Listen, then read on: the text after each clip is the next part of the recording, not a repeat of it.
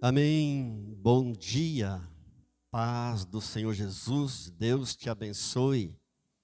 Deus te proteja. Deus te guarde. Deus te livre. Vamos orar, consagrando a Deus esse culto, esse momento que vamos estar aqui na casa do Senhor. Querido Deus, querido Pai, graças por mais um dia, por mais uma oportunidade que o Senhor nos concede nesta manhã. Te pedimos, ó Deus, venha nesta hora, Pai, nos despertar de todo sono, ó Deus. Pai, nós consagramos todo o nosso ser a Ti, abrimos nosso coração, nossos ouvidos espirituais, queremos ouvir atentamente a Tua voz neste momento, Te adoramos, Cordeiro Santo. Ó Deus, faz com que toda a terra possa ouvir a Tua voz, Senhor. Julga, ó Deus, as nações, para que saibam que só o Senhor é Deus, para que todos os homens saibam que são meros homens, e só o Senhor é o Deus Todo-Poderoso.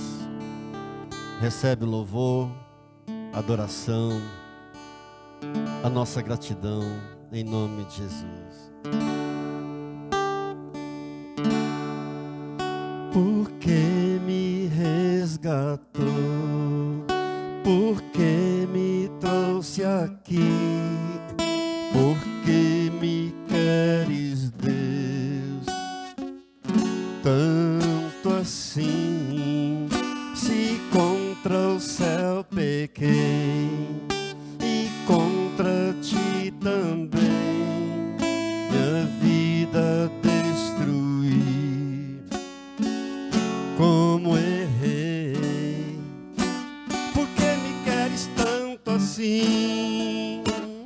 Filho, eu quero tanto enxugar teu pranto, te fazer só meu.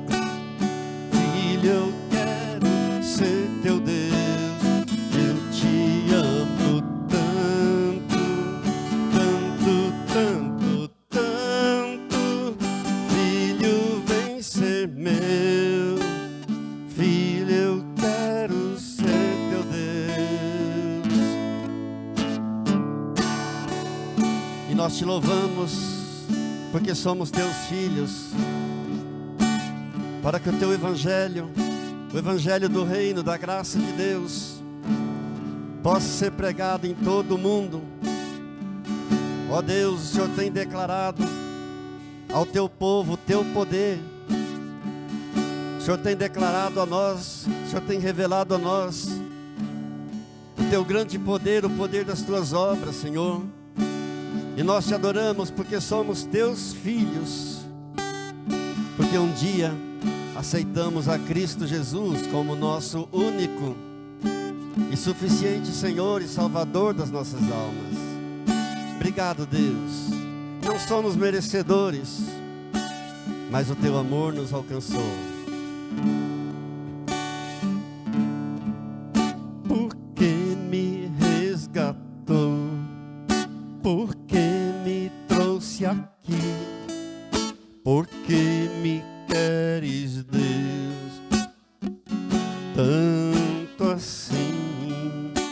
Se contra o céu pequei e contra ti também, minha vida destruí. Como errei, por que me queres tanto assim? Filho, eu quero tanto enxugar teu pranto, te fazer só meu. Filho, eu quero ser teu Deus, eu te amo tanto, tanto, tanto, tanto. Filho, vem ser meu. Filho, eu quero ser teu Deus. Eu quero te envolver em meus mistérios, no manto da minha glória. Eu vou desenrolar o rolo santo, mudar a tua história. Eu vou fazer de ti vaso de honra. Eu vou envergonhar os que te zombam. Vou te dar vitória. Filho, eu quero tanto enxugar teu pranto, te fazer só meu. Filho, eu quero ser teu Deus. Eu te amo tanto, tanto, tanto, tanto. Filho, vem ser meu. Filho, eu quero ser teu Deus.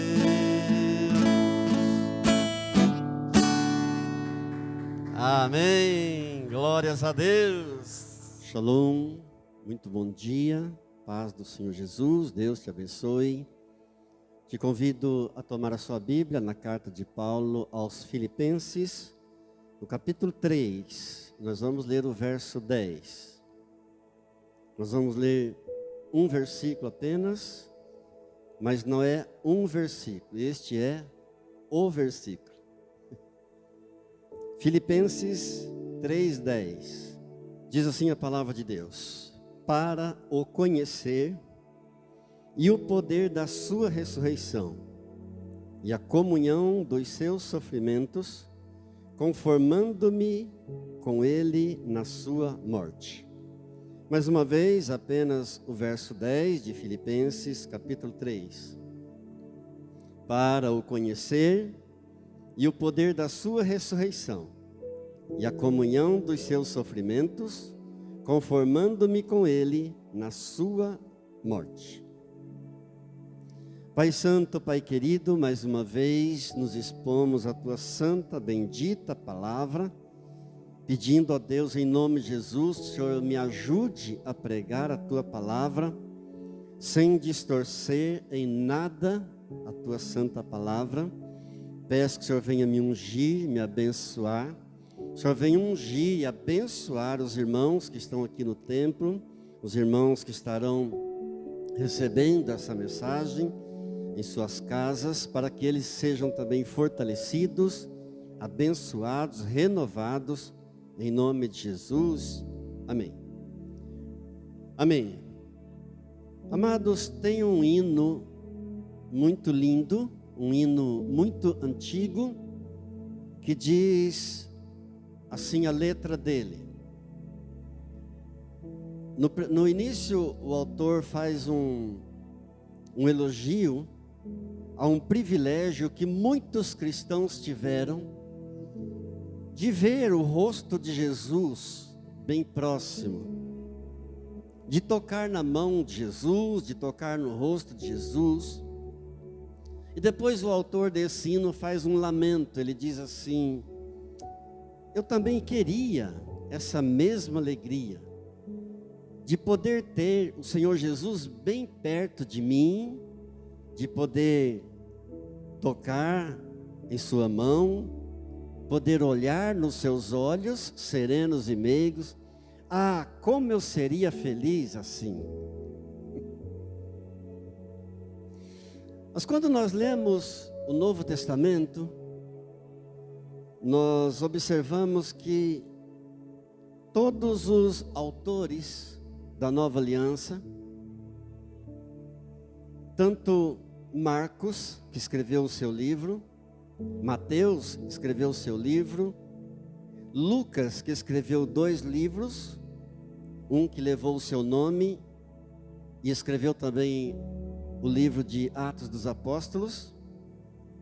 Quando pensamos em João, que escreveu 5 livros, o Evangelho que levou o seu nome, mais 3 cartas e mais o livro de Apocalipse. Quando pensamos também em Pedro, que escreveu 2 cartas, em Tiago, irmão do Senhor Jesus, que escreveu também a sua carta, em Judas, o outro irmão do Senhor Jesus, que também escreveu a sua carta, nós observamos que em nenhuma vez eles demonstraram nenhuma tristeza, não demonstraram nenhuma dor por não ter o Senhor Jesus pertinho deles. Eles que caminharam com o Senhor Jesus, que conviveram com o Senhor Jesus, mas depois que o Senhor Jesus morreu e ressuscitou, nenhum deles faz nenhuma menção de algum sentimento de tristeza ou de dor por não ter mais o Senhor Jesus junto a eles. Na realidade, Jesus Cristo agora, depois de morto e ressuscitado, era mais real para eles do que quando caminhava com eles aqui nessa terra. Claro que isso não ofusca toda a beleza do hino, isso não diminui a maravilha da letra do hino que se chama O Rosto de Cristo. Mas muitos cristãos também dizem: se eu pudesse estar bem pertinho do Senhor Jesus, se eu pudesse tocar no rosto do Senhor Jesus, se eu pudesse tocar na mão do Senhor Jesus.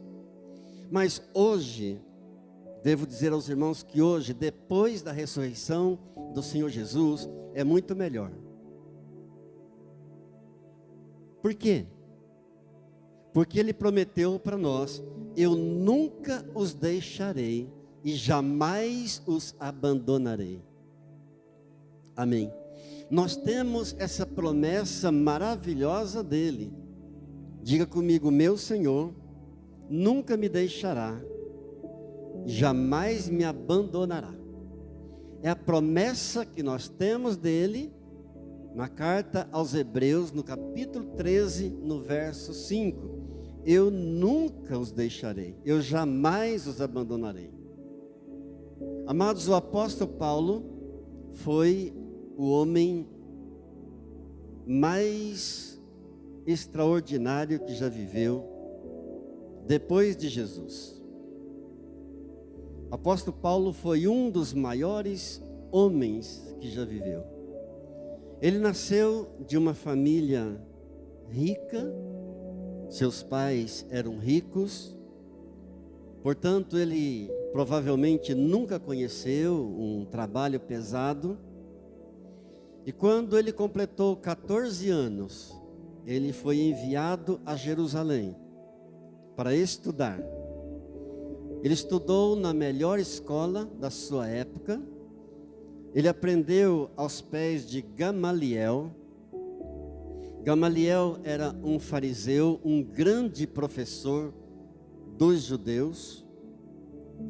Interessante que Paulo nunca viu Jesus pessoalmente. Ele não conheceu Jesus. Embora estivesse morando ali em Jerusalém, na casa de uma irmã dele, casada, estudando ali em Jerusalém, e por todas as vezes que o Senhor Jesus visitava Jerusalém, mas o apóstolo Paulo nunca o conheceu pessoalmente. E ele era um fariseu religioso, e um fariseu zeloso da lei, mas tão zeloso da lei que ele declarou guerra aos cristãos. Ele declarou uma guerra implacável contra os seguidores de Jesus. E ele mesmo diz na sua carta aos Gálatas, no capítulo 1 e no verso 13, o seguinte: eu perseguia a igreja de Deus e a devastava. Era um perseguidor declarado da igreja de Deus. Eu perseguia a igreja de Deus e a devastava. Ironicamente, aquele que era o maior blasfemador veio a se tornar o maior pregador do Evangelho. Isso traz uma lição para nós. Pastor, qual é a lição? Nunca desista de ninguém. Amém? Aquela pessoa que hoje é um blasfemador, é um oponente ao Evangelho, ele pode ser um grande pregador do Evangelho amanhã. Alguns de nós também já fomos blasfemadores. E aqui está um falando com vocês que já foi um blasfemador. Muitos de nós já fomos. Muitos de nós já vivemos uma vida tão suja. Muitos de nós já vivemos uma vida tão indecente que dá vergonha até de lembrar. Quem sabe, e agora eu estou conjecturando, não estou afirmando, não estou generalizando, mas quem sabe Deus me colocou nesta manhã diante de alguém que ainda está vivendo uma vida indecente. E Satanás tem dito para você que não tem mais jeito para você. Satanás tem dito que não tem saída, que não tem melhora para você. Eu quero te dizer que Satanás é um mentiroso. Que em Cristo Jesus há uma solução para todo e qualquer problema deste mundo. Diga glória a Deus. Em Cristo Jesus há uma saída, há uma solução até para o pior problema desta vida. Agora, algo muito maravilhoso aconteceu com o apóstolo Paulo. Lá no caminho de Damasco, ele teve uma experiência sobrenatural, uma experiência espetacular com Jesus Cristo. Ele estava galopando, ploc, ploc, ploc, galopando, indo para Damasco, a capital da Síria, a 215 quilômetros ao norte de Israel, uma cidade que tem já 5.000 anos de história. E Paulo estava indo para lá justamente para colocar cristãos na cadeia. Mas no meio do caminho ele caiu. Literalmente ele caiu do cavalo. Eu creio que ele foi jogado daquele cavalo por Deus. E ele teve um encontro maravilhoso com Jesus. E bastou apenas um encontro para que a vida dele fosse totalmente mudada. A palavra de Deus nos diz isso em Atos dos Apóstolos, capítulo 9, nos versos 3 e 4. Seguindo ele, estrada fora, ao aproximar-se de Damasco, subitamente uma luz do céu brilhou ao seu redor, e caindo por terra, ouviu uma voz que lhe dizia: Saulo, Saulo, por que me persegues? Note, o Senhor Jesus não disse para ele assim: Saulo, Saulo, por que você está perseguindo os cristãos?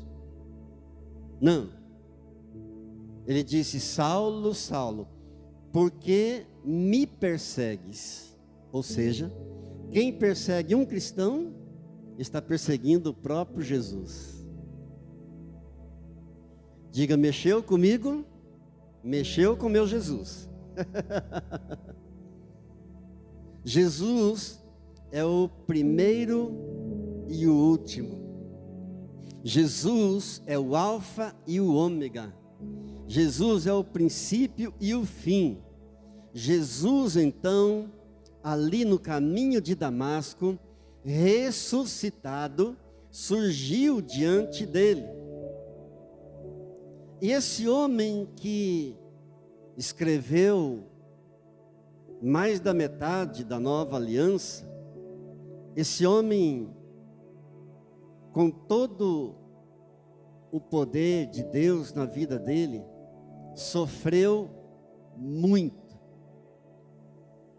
mas sofreu muito por aquilo que escreveu, por amor a Jesus, por causa da sua fé. O inferno lutou contra ele com todas as forças, mas ele cumpriu cabalmente tudo aquilo que Deus havia determinado que ele fizesse. Glória a Deus. E agora, na sua carta escrita aos Filipenses, escrita da cadeia, ele está preso por causa da sua fé em Jesus, por causa do seu amor a Jesus. Note que, assim que ele se converteu, Deus enviou Ananias para ir até onde ele estava, com uma mensagem.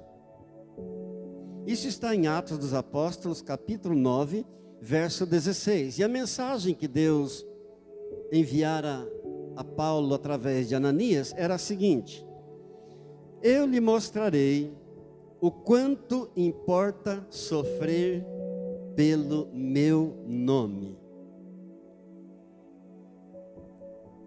Coisa gloriosa.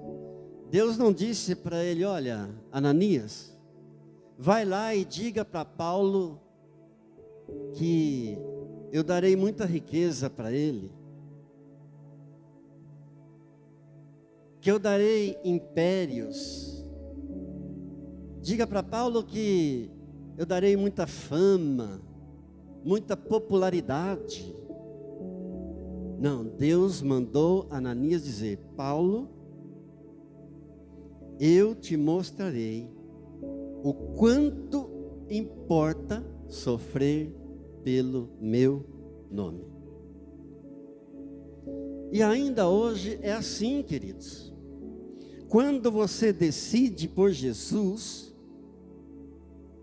quando você toma essa decisão bendita e maravilhosa de seguir a Jesus Cristo, de entregar a sua vida ao Senhor Jesus,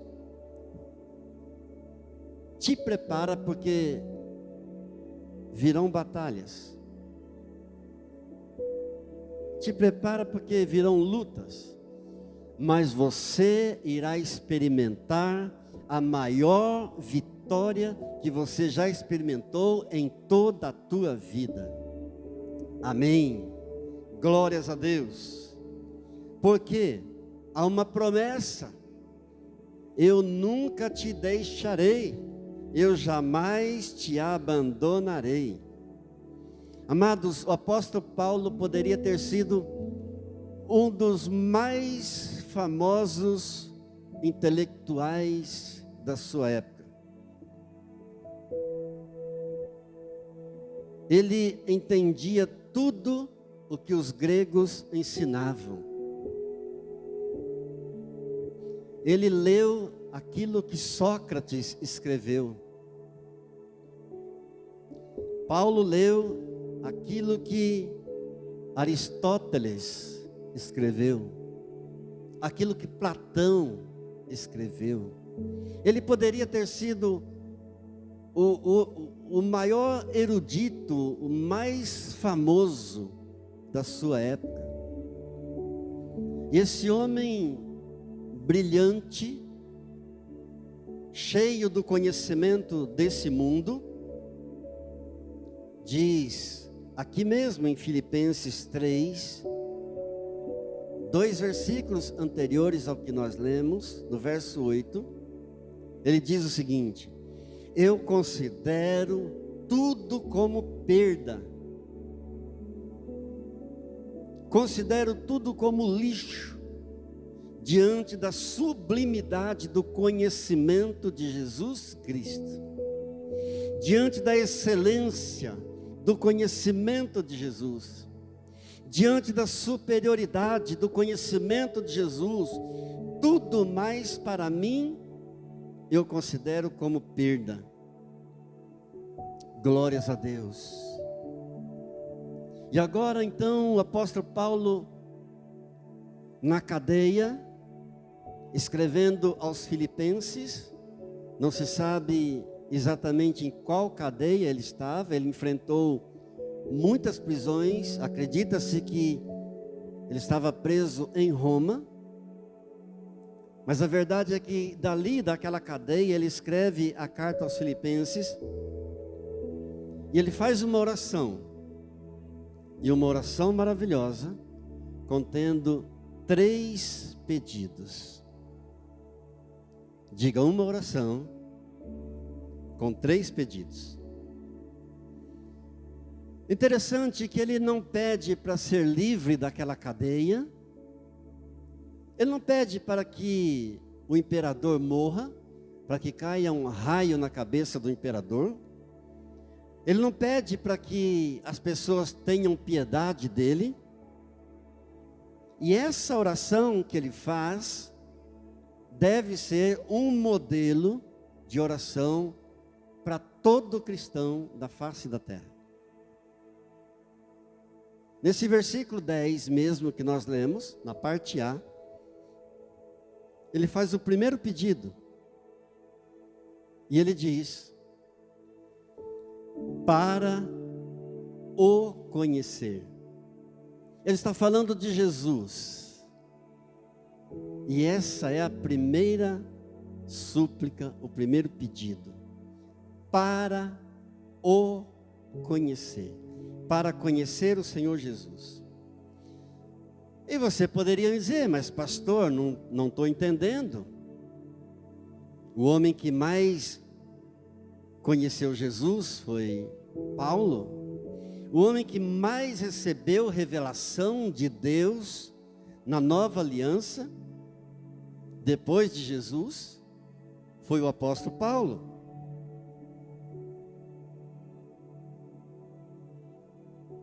A Bíblia nos diz, em 2 aos Coríntios, no capítulo 12, no verso 4, que ele foi arrebatado ao terceiro céu. Ele foi arrebatado ao paraíso. E ele viu coisas que não podem ser mencionadas aqui na terra. Pensa em alguém com um conhecimento de Jesus. Mas ele está orando, e nesta oração extraordinária, em que ele faz 3 pedidos, o primeiro deles é: eu quero conhecê-lo. Amados, esse homem viu mortos sendo ressuscitados.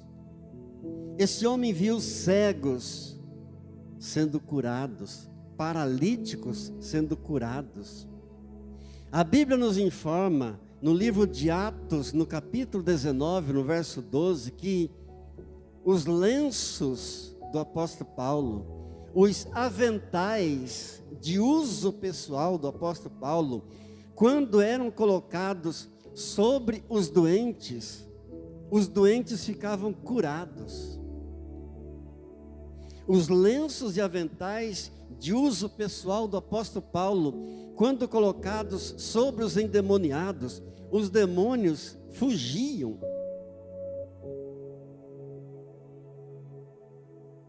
E ele está fazendo uma oração, pedindo para conhecer Jesus.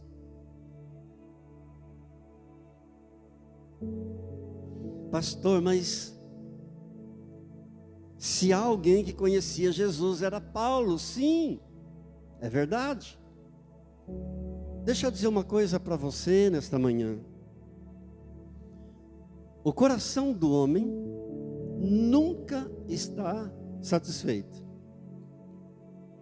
Pode observar, o coração humano nunca fica satisfeito com nada deste mundo. E o coração do homem também deveria nunca estar satisfeito espiritualmente. É verdade que o homem nunca se dá por satisfeito com aquilo que tem. Quando um pobre catador de latinhas consegue uma latinha de 14 gramas,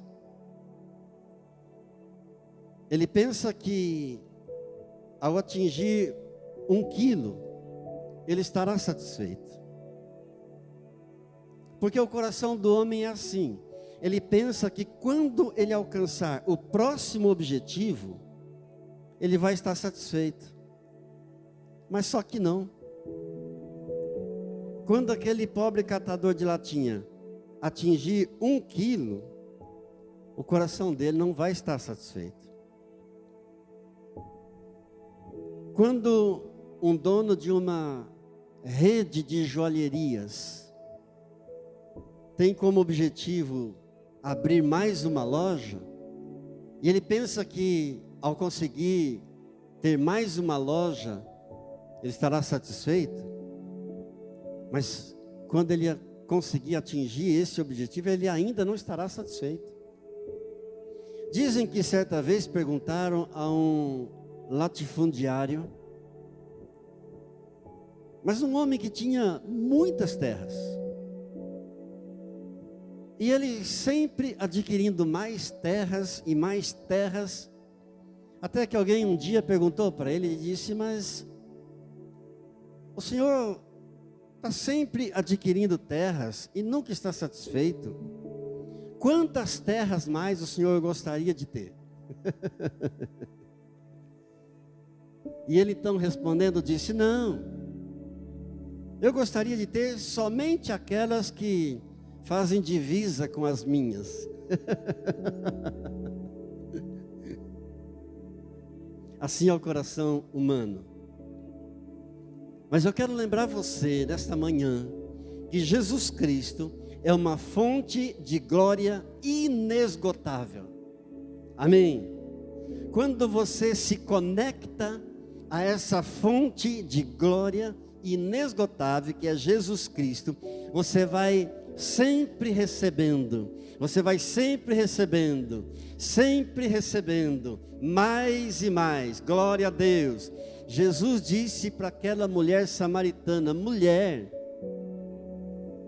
se você conhecesse o dom de Deus, e quem é que te diz dá-me de beber, você que me pediria, e eu te daria uma água viva. Mulher, quem bebe desta água, desse poço, tornará a ter sede, mas aquele que beber da água que eu lhe der, jamais terá sede. Pelo contrário, a água que eu lhe der se tornará dentro dele uma fonte que vai jorrar para a vida eterna. Amém. Diga glória a Deus. Jesus é inescrutável. Glória a Deus. Quanto mais você sabe dele, ou seja, você sabendo tudo dele, mas você ainda não chegou nem perto da plenitude dele. Mesmo você sabendo tudo a respeito de Jesus, você nem chegou perto da plenitude dele. Diga louvado seja Deus. Amém.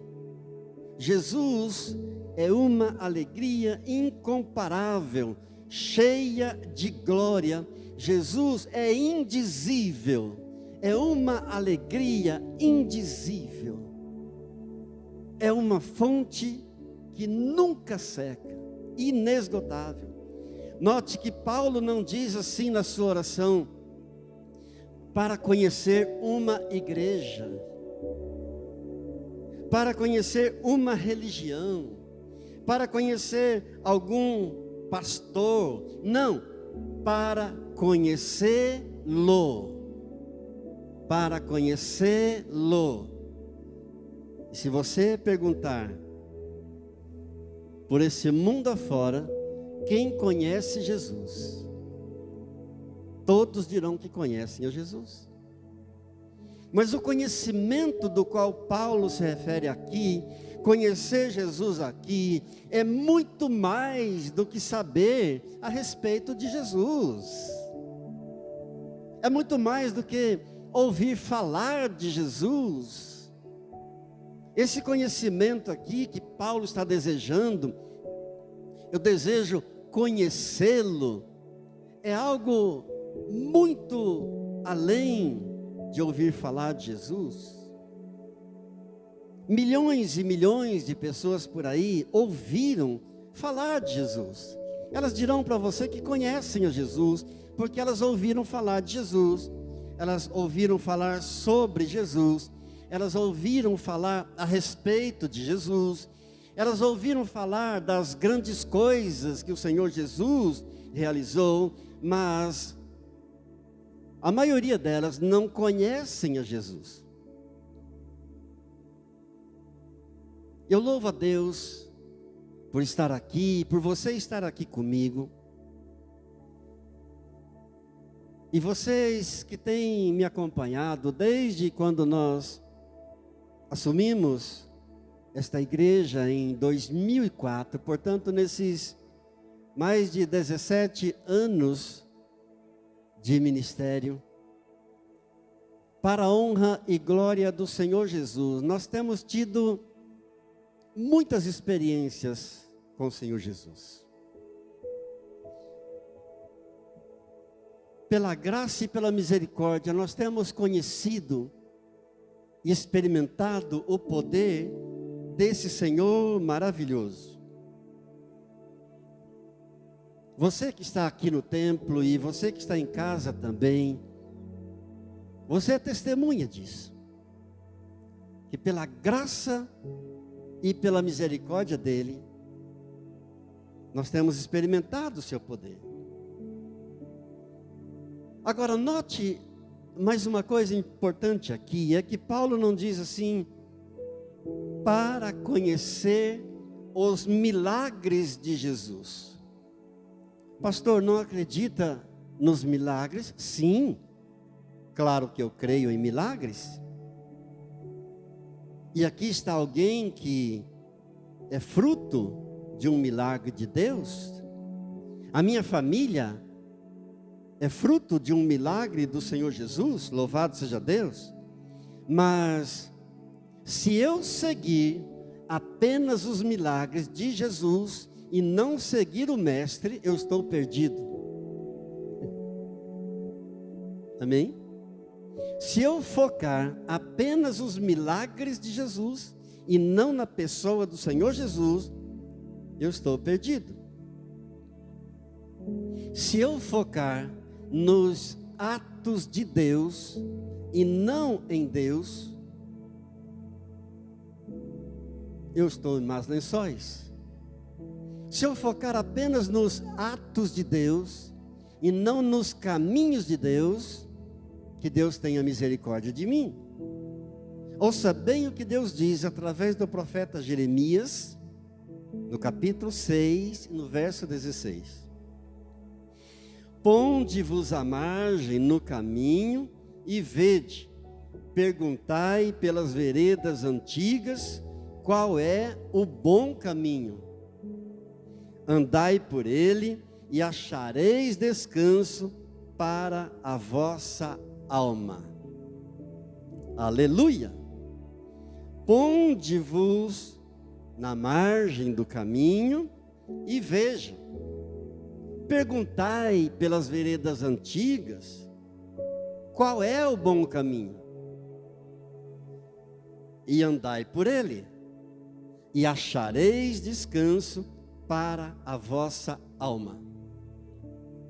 É o que mais o ser humano precisa hoje, é descanso para a alma. Ele não diz, procurai qual é o bom caminho, andai por ele, e você vai encontrar descanso para o teu corpo. Não. Quando nós precisamos de um descanso para o nosso corpo, basta tirar uma semana na praia, e nosso corpo estará descansado. Ele fala de um descanso maior, muito além desse descanso físico. É o descanso da alma. Diga, Senhor, me ajude. Aleluia. E qual é o bom caminho? Jesus disse, eu sou o caminho, eu sou a verdade, eu sou a vida. E ninguém vem ao Pai, senão por mim. O que mais nós precisamos hoje, queridos, o que mais o mundo necessita hoje é de descanso da alma.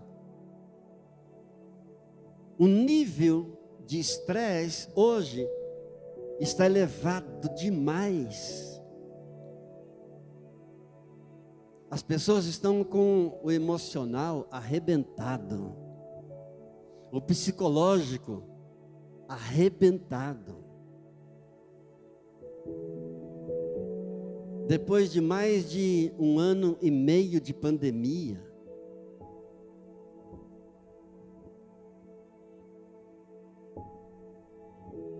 tem luto em quase todas as famílias. E aquela questão de não poder nem velar, nem despedir do seu ente querido, isso abalou, destruiu o emocional, o psicológico de muita gente. Qualquer mera discussão no trânsito hoje pode virar um assassinato. A Bíblia mostra para nós, a Bíblia informa para nós, que Deus mostrou seus atributos a Israel. Deus revelou as suas qualidades a Israel. Mas Deus mostrou também os seus caminhos a Israel. São duas coisas diferentes. Eles viram o mar se abrir para eles passarem.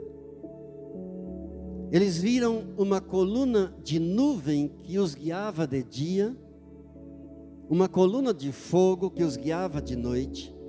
Eles viram água fresca brotar da rocha seca. Eles viram codornizes vindo aos milhares do céu para saciar a fome de carne que eles tinham. Eles viram o maná de Deus sendo enviado diariamente para eles. Eles viram com seus olhos coisas que a mente nem consegue compreender. Mas mesmo assim, todos aqueles israelitas morreram no deserto por causa da incredulidade.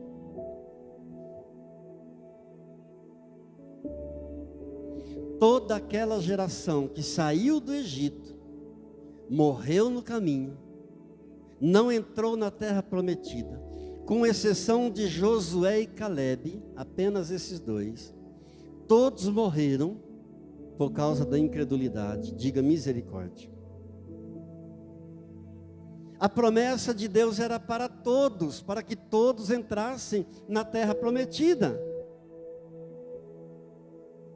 Mas todos pereceram daquela geração, com exceção de Calebe e Josué, que entraram na terra prometida. Amados, deixa eu dizer uma coisa para você. E é uma coisa muito importante. Se você focar em Jesus Cristo, mas se você focar a tua vida apenas no Senhor Jesus, na pessoa bendita e maravilhosa de nosso Senhor e Salvador Cristo Jesus, da maneira como Ele nos diz em Lucas, no capítulo 10, verso 27, amarás o Senhor teu Deus de todo o teu coração, de toda a tua alma, com todas as tuas forças, com todo o teu entendimento, e amarás o teu próximo como a ti mesmo. Você estará cumprindo todo o mandamento e toda a lei de Deus. Diga glória a Deus. Se você focar na pessoa bendita e maravilhosa do Senhor Jesus e somente nele, mesmo que nunca você veja nenhum milagre, mas o teu nome vai estar escrito no livro da vida, você será lavado no sangue do Cordeiro, justificado, perdoados os teus pecados e você irá para o céu. Amém. Glória a Deus. Mesmo que você não veja nenhum pecado, você estará na glória com o Senhor, com os anjos. Diga graças a Deus. Aleluia. Aleluia. E mesmo se você nunca vier a vir nenhum pecado com os teus olhos, não desanime, continue, seja cheio do Espírito Santo, continue, não desanime, conhecê-lo. Olha a oração de Paulo, conhecê-lo, esse foi o primeiro pedido, mas há um outro ainda no verso 10, que eu quero compartilhar com você. Conhecer o poder da sua ressurreição. Diga, conhecê-lo e conhecer o poder da sua ressurreição. O que é que Paulo está querendo dizer com isso, nesta oração, de conhecer o poder da ressurreição de Jesus? Se ele foi o homem que mais escreveu a respeito da ressurreição de Jesus. O que ele está querendo dizer exatamente com esse pedido de conhecer o poder da ressurreição de Jesus, se ele sabia tudo a respeito da ressurreição de Jesus? O que ele está querendo dizer, com outras palavras, é o seguinte: Senhor, eu amo o Senhor com toda a força que há em mim, mas ainda tem coisas em mim que não se parecem com Jesus. Em outras palavras, o que ele está dizendo é isso: Senhor, eu te amo com todo o meu ser, mas eu ainda não cheguei ao lugar em que eu quero chegar. Senhor, eu te amo com tudo que tenho, mas eu ainda não alcancei o meu objetivo de chegar lá, aonde o mundo não tenha mais nenhum sentido para mim. Eu te amo com todas as minhas forças, de todo o meu coração, com toda a minha alma, com todo o meu entendimento, mas eu ainda não cheguei lá, onde eu possa ver somente Jesus Cristo, e nada mais além do que Jesus Cristo.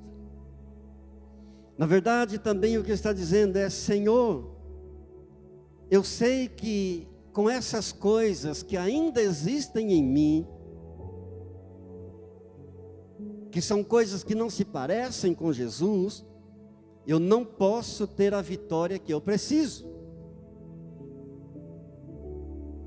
Eu não conseguirei a vitória que eu desejo, a não ser que eu tenha em mim o mesmo poder, esse mesmo poder que ressuscitou a Jesus Cristo dos mortos.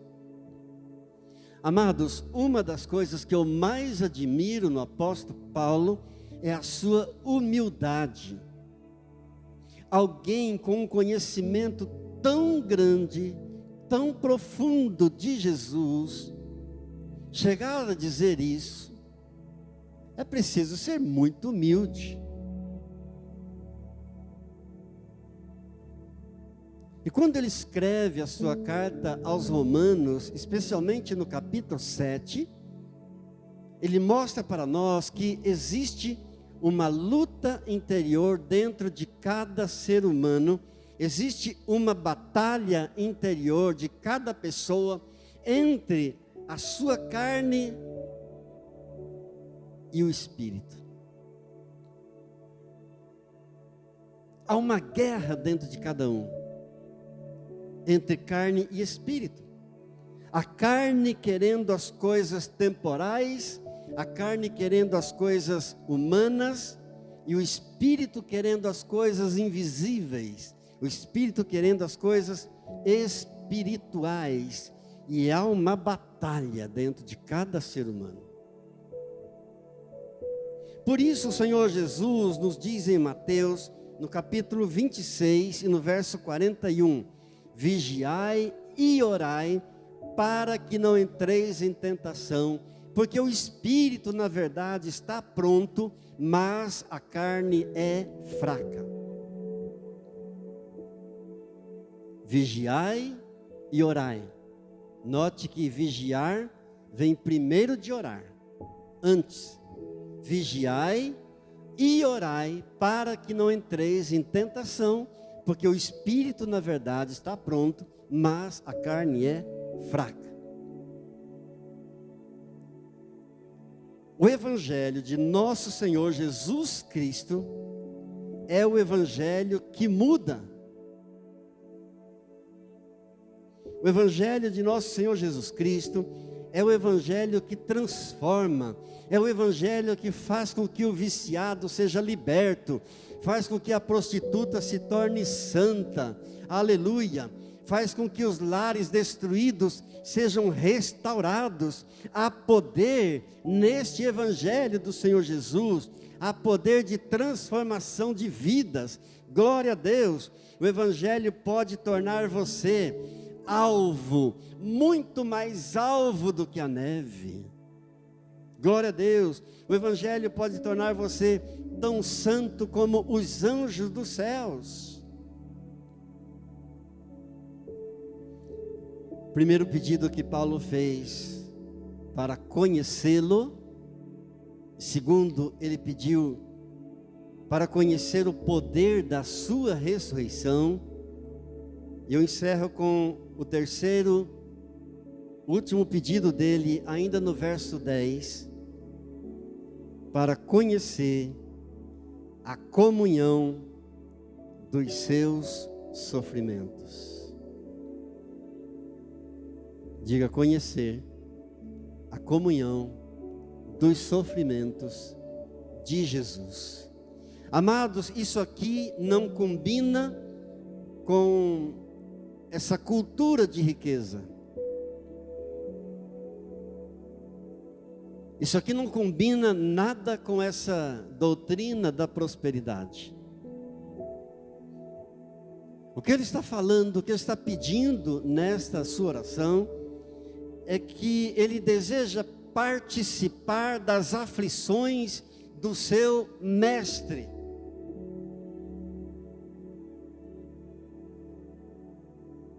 Quem é que deseja isso?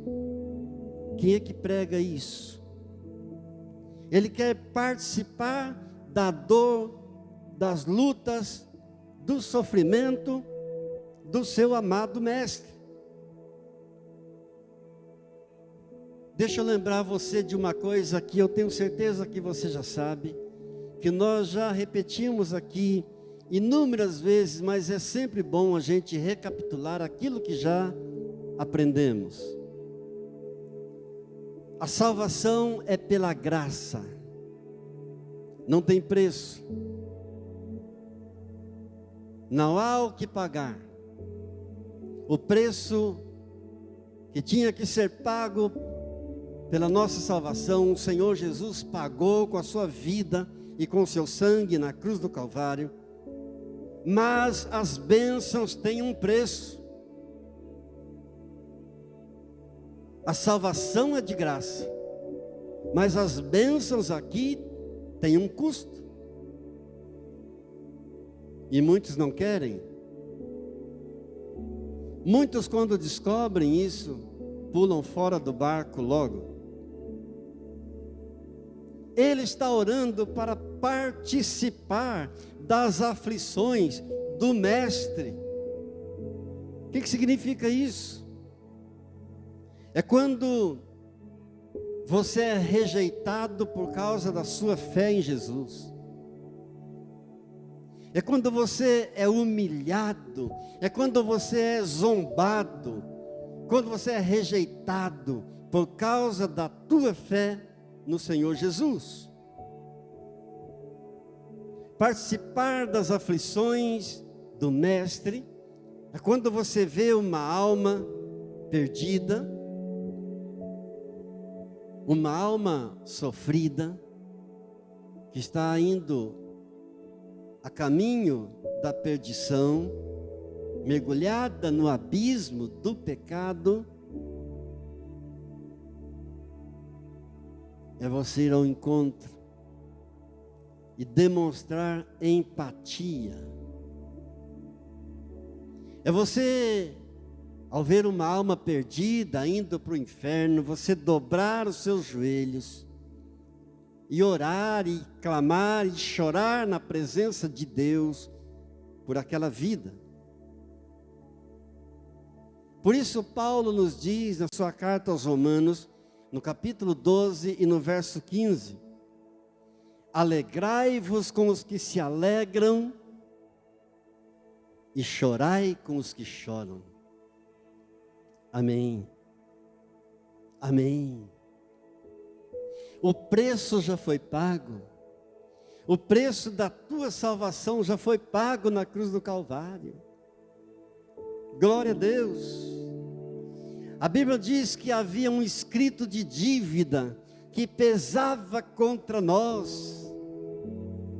Mas esse escrito de dívida foi encravado na cruz, foi pregado na cruz pela morte de Jesus.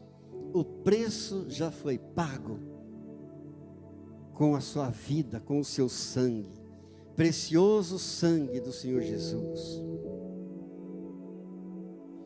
A salvação é pela graça. Aquilo que nós quisermos conquistar aqui, as bênçãos demandam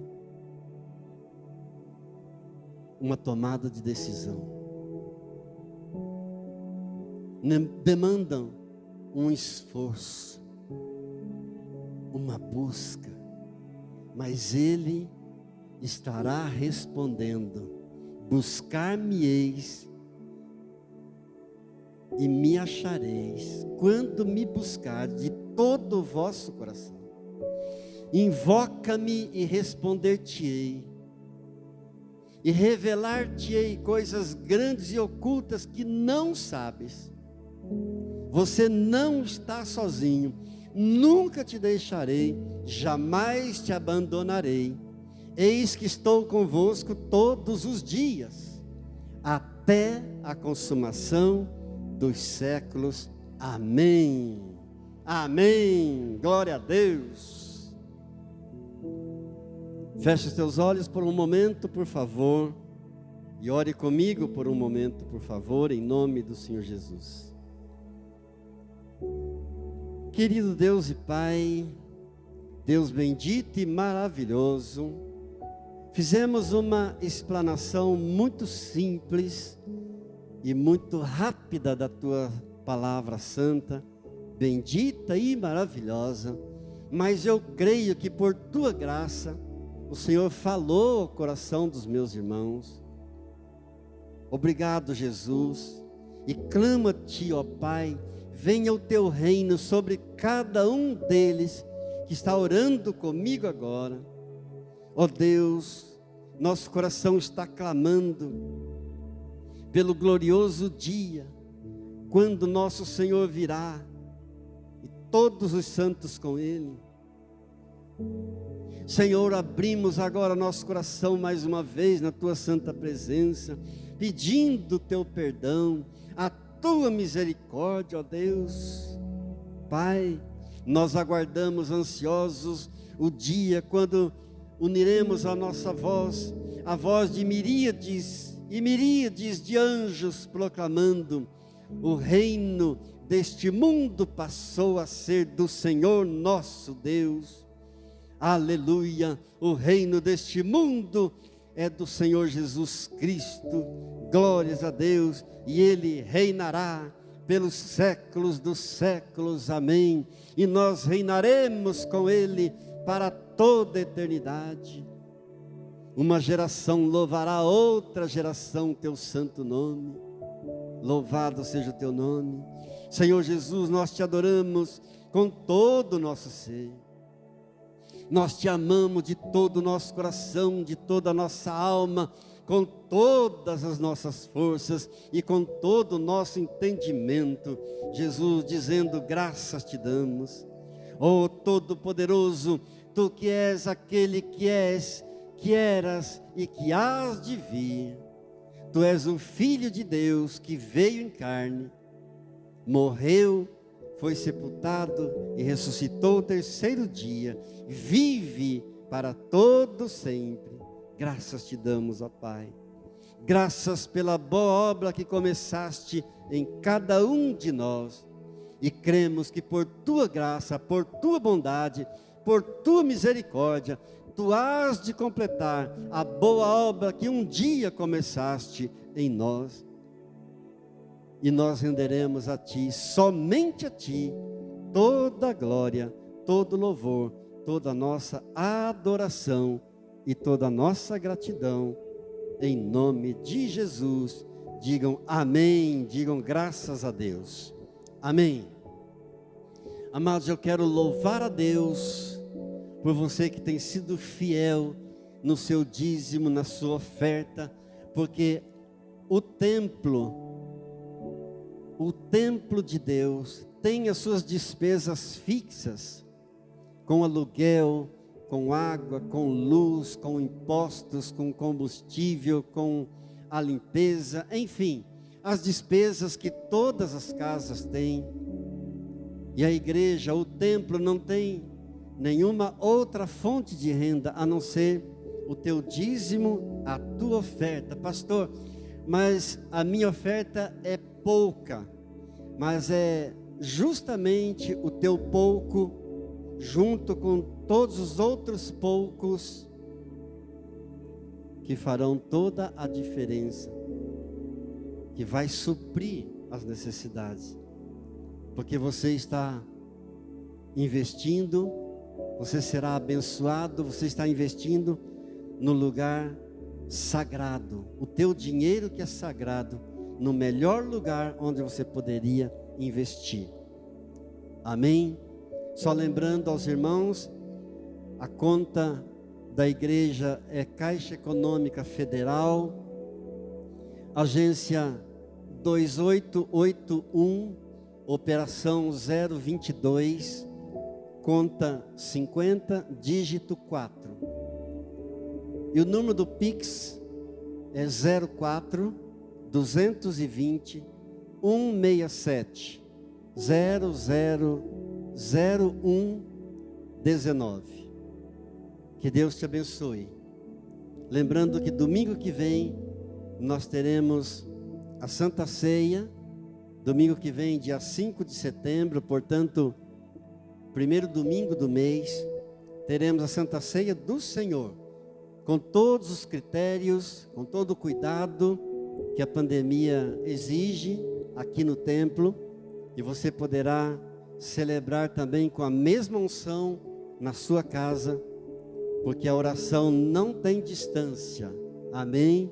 A oração e a unção de Deus, ela não tem barreiras. É assim que Deus age. Nós damos a Ele toda a glória, em nome de Jesus. Amém. Vamos colocar de pé, por favor. Vamos agradecer a Deus. Depois você pode fazer então a tua oferta, o teu dízimo. Mas você que está aqui no templo comigo, levante suas mãos para os céus e agradeça ao Senhor. Querido Deus e Pai, muito obrigado por esse momento tão precioso.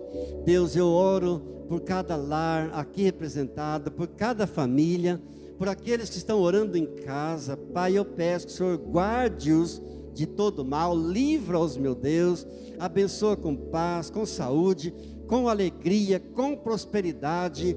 O Senhor é o Deus de toda prosperidade, o Senhor é o dono do ouro e da prata. Por isso, Pai querido, em nome de Jesus, abençoa e retribua abundantemente cada dizimista fiel, cada ofertante fiel. Ó Deus, e tomaremos o cuidado de render somente a Ti a glória, a honra, o poder e o louvor digam graças a Deus. E que a graça do Senhor Jesus, o amor do Pai e a doce comunhão e a doce consolação do Santo Espírito de Deus seja sobre a tua vida, sobre a tua casa e a tua família, agora e sempre. Amém. Glória a Deus.